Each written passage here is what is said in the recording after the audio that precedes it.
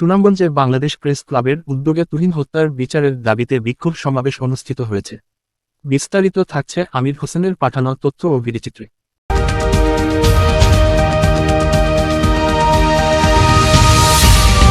গাজীপুরে প্রকাশ্য দিবালোকে গলা কেটে সাংবাদিক আসাদুজ্জামান তুহিনকে হত্যার প্রতিবাদে বাংলাদেশ প্রেস ক্লাব সুনামগঞ্জ জেলা শাখার উদ্যোগে মানববন্ধন ও বিক্ষোভ সমাবেশ অনুষ্ঠিত হয়েছে। রবিবার 18 আগস্ট সুনামগঞ্জ জেলা প্রশাসকের কার্যালয়ের সামনে এই মানববন্ধন ও বিক্ষোভ কর্মসূচি অনুষ্ঠিত হয়।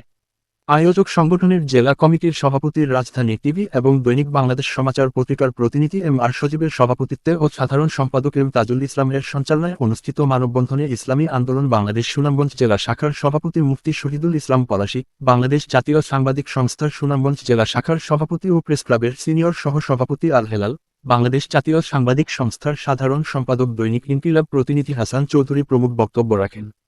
এ সময় সুনামগঞ্জে কর্মরত সাংবাদিকবৃন্দ, স্থানীয় বিভিন্ন সামাজিক, রাজনৈতিক, আইনজীবী, শিক্ষক, শ্রমিকসহ বিভিন্ন শ্রেণী পেশার প্রতিনিধিগণ উপস্থিত ছিলেন।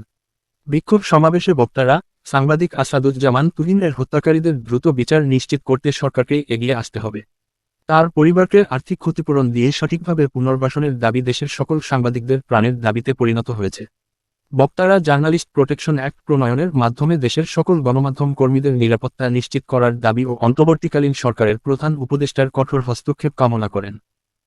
অনেক সময় সাংবাদিকদের উপর হামলাকারী বা সন্ত্রাসী গোষ্ঠী গ্রেপ্তার হচ্ছে না, ঠিক এমনিভাবে আমাদের গাজীপুরের সাংবাদিককে নির্মমভাবে হত্যা করা হয়েছে প্রকাশ্য দিবালোকে। আপনারা দেখেছেন লাইভে এসে তার সম্পাদক কি কান্না তিনি সেদিন কেঁদেছেন।